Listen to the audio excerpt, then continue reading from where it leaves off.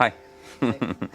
ശരിക്കും സിൻഡോ ഭയങ്കരമായിട്ട് നമ്മളെ ഇൻസ്പയർ ചെയ്യുന്ന ഒരാളാണ്. രാവിലെ ഓഫീസിൽ പോകാൻ വേണ്ടിയിട്ട് ഇറങ്ങുകയാണ്. പഞ്ചായത്തിൽ ഓവർസിയർ വരെ എത്തുന്ന സിൻഡോയുടെ ഒരു സർവൈവൽ സ്റ്റോറി ഉണ്ട്. അതാണ് നമ്മളെ ഇൻസ്പയർ ചെയ്യിപ്പിക്കുന്നത്. ആ കഥ കേൾക്കാൻ വേണ്ടിയിട്ടാണ് നമ്മൾ വന്നേക്കുന്നത്. തൃശ്ശൂർ അളഗപ്പൻ നഗർ ഗ്രാമപഞ്ചായത്തിൽ വന്നേക്കാണ്. ഷിൻഡു, എല്ലാ ദിവസവും ഇങ്ങനെ ഇതാണ് റുട്ടീൻ ആണല്ലേ? ഓഫീസ് മുകളിലാണ്. അപ്പം ലിഫ്റ്റ് ഉണ്ടോ? ഇല്ല, അല്ലാതെ പൊക്കോളൂ. ഇതൊക്കെ ജീവിതത്തിന്റെ ഭാഗമായി കഴിഞ്ഞു, അല്ലാണ്ട് വേറെ വഴിയില്ല. ഒരു പുതുമയില്ല ഇതിനൊന്നും. അതാണ് സിൻഡോയുടെ കഥ എന്ന് പറയുന്നത്. ശരിക്കും ഇതിനകത്തൊന്നും ഒരു പുതുമയില്ല സിൻഡോയ്ക്ക്. അത് തന്നെയാണ് നമ്മളൊക്കെ ശ്രദ്ധിക്കേണ്ടത്. ആരെങ്കിലും കരുതലോടുകൂടി ഇങ്ങനെ അടുത്ത് വരുമ്പോൾ അതൊക്കെ തമാശയായിട്ട് കണ്ടിട്ട് ചില വാചകങ്ങളൊക്കെ പറയും. സിൻഡോ അധികം നടപ്പൊന്നുണ്ടാവില്ലല്ലോ ഓഫീസിൽ? ഉണ്ടാവും, മറ്റുള്ളവരെ അപേക്ഷിച്ച് കുറവാണ് അല്ലേ? ബാക്കി എല്ലാവരും ഇങ്ങോട്ടേക്ക് തന്നെ വരും. കൂടുതലൊക്കെ ഇങ്ങോട്ട് വരും. അപ്പൊ ഇവിടെ തന്നെ ഇരുന്ന് ജോലി ചെയ്താൽ മതി തൽക്കാലത്തേക്ക്. അതെ, പക്ഷെ ഇങ്ങനെ ഇരുത്തിക്കളയരുത്, ഫുള്ളായിട്ട് ഇരുത്തിക്കളയരുത് എന്ന് മാത്രമേ ഉള്ളൂ. ഒരു അപേക്ഷയുള്ളൂ.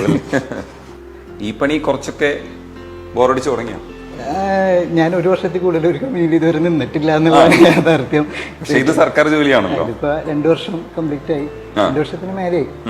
ഇങ്ങനെ ഇരുന്ന് ചെയ്യുന്ന ജോലി അല്ല കൂടുതൽ ഇഷ്ടം? കുറച്ച്, കാരണം ഇതുവരെ ചെയ്തു വന്നതൊക്കെ അങ്ങനത്തെ ആയിരുന്നു. പക്ഷെ ഇതിൽ നമ്മൾ പുറത്തേക്കൊക്കെ പോകേണ്ട കാര്യമുണ്ടല്ലോ, ഫീൽഡ് ഉണ്ടല്ലോ, ഫീൽഡ് ഉണ്ടാവും, സൈറ്റുകളുണ്ട്, അതുകൊണ്ട് ഇത് വലിയ കുഴപ്പമില്ല. പക്ഷേ നമുക്ക് കുറച്ചുകൂടെ എന്തൂസിയാസ്റ്റിക് ആയിട്ടുള്ള ജോലിയാണ്. കൂടിയും എനിക്ക്, അതായത് മുന്നേ ചെയ്തിരുന്ന ജോലിന് തിരികെ വരുമ്പോൾ മറ്റേതൊരു കളർ വേൾഡാണ്, കുറച്ചുകൂടി ബ്ലാക്ക് ആൻഡ് വൈറ്റ് വേൾഡാണ്. പക്ഷെ കുഴപ്പമില്ല, ഇതും രസമുണ്ട്. ഈ അവിടുന്ന് കയറി വരുന്ന ഒരാളിനെ സംബന്ധിച്ചിടത്തോളം സിൻഡോ ഇരിക്കുന്നത് ഒരു സാധാരണ ഒരാള് ഓഫീസർ ഇരിക്കുമ്പോൾ, പക്ഷെ അത് കഴിഞ്ഞിട്ട് സൈറ്റിൽ പോകാനായിട്ട് ഇറങ്ങുമ്പോഴാണ് ചിലര് അയ്യോ സാർ എന്നാ ഞാൻ വണ്ടി വിളിക്കാൻ മറ്റേതാക്കാം, അങ്ങനെയൊക്കെ ഒരു റിയാക്ഷൻസ് വന്നു തുടങ്ങുന്നത് അപ്പോഴായിരിക്കും. അപ്പൊ അതിനെ ചിരിച്ചുകൊണ്ട് അങ്ങ് നേരിടും. അതെ, നമ്മളെ ഉരുളക്ക് പേര് എന്ന് പറഞ്ഞാൽ അതിനൊരു മറുപടി ഉണ്ടാവും നമ്മുടെ കയ്യില്.